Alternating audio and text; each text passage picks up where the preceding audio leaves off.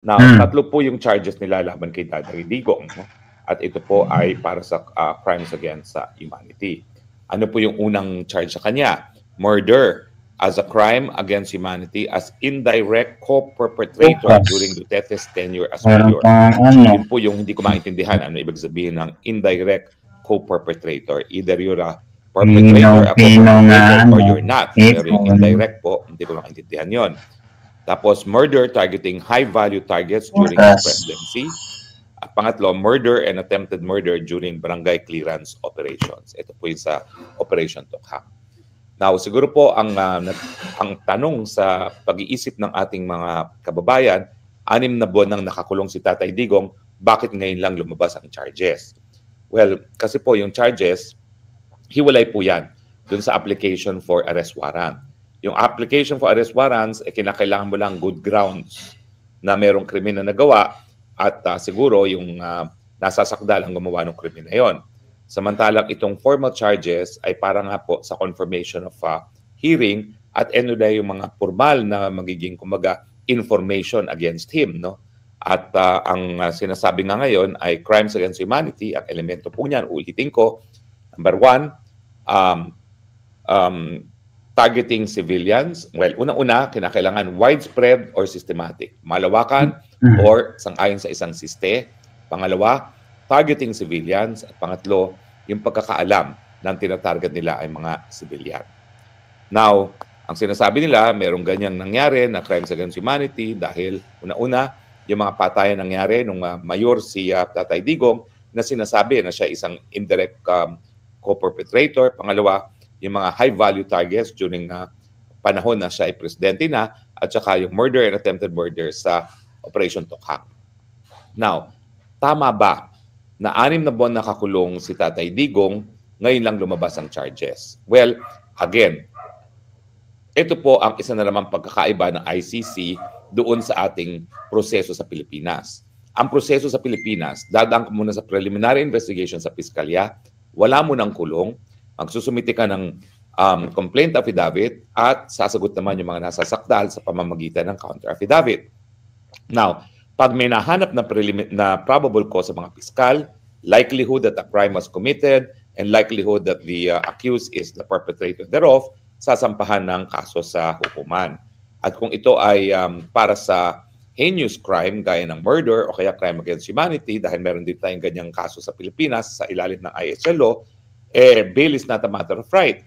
Pero under the rules, pwede pa rin humingi ng bail miski heinous crime yan dahil kapag ang ebidensya naman laban sa nasasakdal ay hindi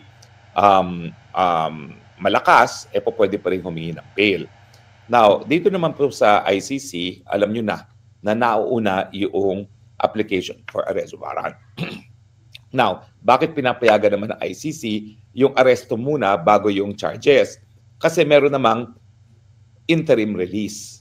Now, huwag niyong kakalimutan, ayon sa ICC, bago pa dalhin sa Hague ang isang nasasakdal, dadaan muna sa lokal na hukuman. At yung lokal na hukuman, ang siya magdedesisyon na kung pending yung pagdinig ng extradition to the Hague, entitled ba ang akusado sa interim release. Ibig sabihin, hindi sana unfair ang sistema kung nasunod ang Rome Statute. Kasi bagamat nagkaroon ng arrest warrant labang kay Tatay Digong, kung dinaan siya sa tamang proseso na Article 59 at hinarap muna siya sa lokal na hukuman para malaman kung ang karapatan niya ay nalabag at pangalawa, kung hindi malalabag ang soberenya ng bansa na panggagalingan ng isang akusado, yung hukuman kasi na lokal, sa case ni Tatay Digong, yung Philippine Court na dapat dinaan muna ang kaso niya, ang siya magdedesisyon kung entitled siya to interim release. Ibig sabihin, miski meron ng warrant of arrest, hindi pa siya nadadala sa The Hague, pwede nang magkaroon ng interim release. At syempre, pag siya naman ay nadala na sa Hague, pagkatapos sa isang lokal na hukuman, ay nadinig na yung kaso kung dapat ngang extradite ang isang akusado sa The Hague, in this case si Tatay Digong, meron pa rin power ang ICC na mag-order ng interim release. Bakit? Kasi until the charges are confirmed, dun sa confirmation of charges, wala pa rin probable cause. Kaya nga, importante na igalang yung karapatan ng kalayaan isang akusado kasi niwala man lang probable cause pa. Ang probable cause, mangyayari yan pagkatapos pa ng confirmation of charges. Pero alam nga natin, hindi nasunod ang tamang proseso kay Tatay Digong, kaya unfair ang nangyari.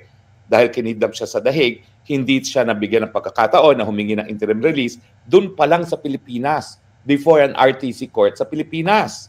Tapos ngayon nandito na siya, yun na nga po, no?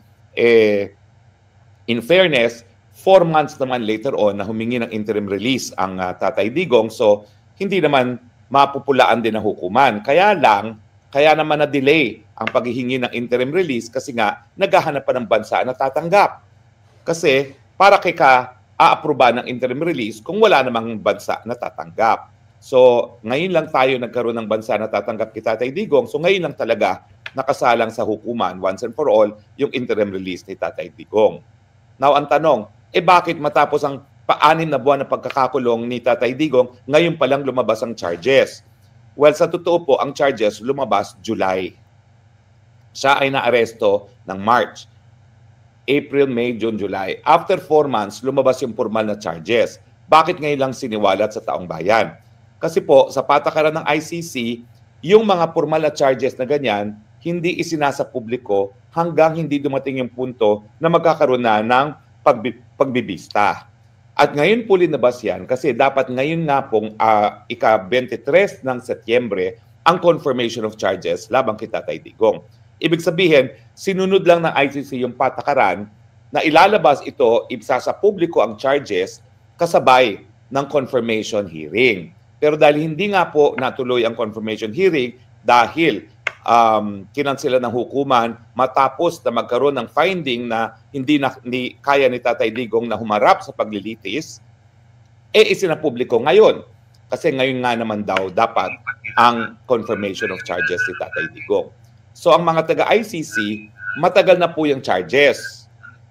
Ilang buwan, 4 months after na aresto si Tatay Digong, hindi pala inaresto, kinidnap si Tatay Digong, sinumiti na ng prosecution ang formal charges against Tatay Digong. July pa po yun. Ngayon lang naisa publiko kasi ang patakaran nila, sinasabay nila sa paglilitis. And ang paglilitis dapat ni Tatay Digong ay ngayon na. Ngayon na dapat yung confirmation of charges, 23rd of September, kung hindi lang pinag-utos ng hukuman na wag nang ituloy dahil nga sa finding na wala nang sapat na kakayahan si Tatay Digong na humarap sa pagdinig. Now, isa pang tanong, sino ba talaga humingi ng postponement na yan?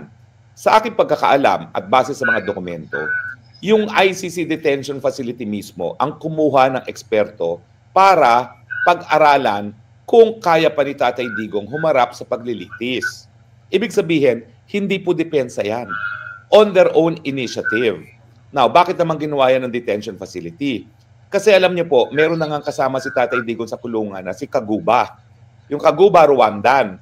Matagal na po siyang sinabi ng Rwanda Tribunal na wala ng sapat na kakayahan para humarap sa paglilitis. In fact, matindi na po yung kanyang demensya at Alzheimer's. Nakatitig na lang po yung mamang yan at wala nang kinakausap. In fact, isa na lang taong kinikilala niya at ito yung anak niyang babae na kahit sino bumisita sa kanya, hindi na siya kumikibo. Ang kinikibo lang niya kapag alam niyang nandyan yung anak niyang babae. Now, ang nakakaawa dito kay Kaguba, wala na nga siya sapat na pag-iisip para humarap sa paglilitis dahil talagang advanced na yung kanyang dementia at Alzheimer's. Wala namang bansang tumanggap sa kanya. Kasama na yan yung kanyang bansang pinanggalingan, Rwanda, kasi nga kasama siya dun sa mga akusado na responsable sa genocide laban sa mga Hutus. So ngayon, dahil walang tumatanggap sa kanya, pati Netherlands, nandun lang siya sa detention facility. Na huwag kayong mag-alala, hindi naman po mangyayari ang kay Tatay Digong. Dahil ang alam ko, may mga bansa na tumatanggap sa kanya. Kaya lang, syempre, humahanap ng pinakamagandang bansa para kay Tatay Digong kasi hindi naman po pwede sa Pilipinas yan. Odo, sinasabi ng abogado ni Tatay Digong na kaya niyang kausapin si Marcos Jr. para tanggapin si Tatay Digong for interim release. Pero duda po ako dyan dahil unang-una, hindi po papayag ang mga Marcos. Pinakidnap nga nila si Tatay Digong papunta ng Dahig para mawala yung tinik nila sa kanilang mga buhay. At pangalawa, hindi naman po kasapi ng ICC ang Pilipinas na. Bagamat, yan din ang dahilan siguro kung bakit sinasabi ni Marcos Jr. na pinag-iisipan na pagbalik sa ICC para kung sa pagbumalik sa ICC, pwedeng tanggapin si Tatay Digong. Pero pangatlo, kaya sa tingin ko hindi mangyayari yan, alam ko po na bagamat meron ng issue sa kakayahan ni Tatay Digong na humarap sa paglilitis, alam ko na kahit ano pang estado ng pag-iisip ni Tatay Digong, hindi siya tatanaw ng utang na loob sa mga Marcoses. Kaya nga ang aking paninindigan, bagamat wala pong probisyon sa Rome Statute na nagsasabi na po pwede nang mag-move for outright dismissal pag wala na pong kakayahan ng isang akusado na humarap sa paglilitis, nakasaad din naman po sa Rome Statute.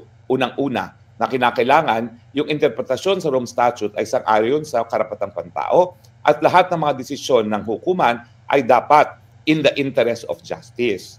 So ang sinasabi ko, labag po sa karapatang pantao yan kapag ang tao ay hindi na kayang humarap sa paglilitis pero hindi mo pa i-dismiss ang kaso. Kasi yung order ng hukuman kumbaga indefinite suspension ng proceedings. Hindi po makaturungan yun. Bakit forever and ever, suspendido lang ang proceedings, siya'y akusado pa rin, napatunayan ng walang sapat na kakayahan humarap sa paglilitis.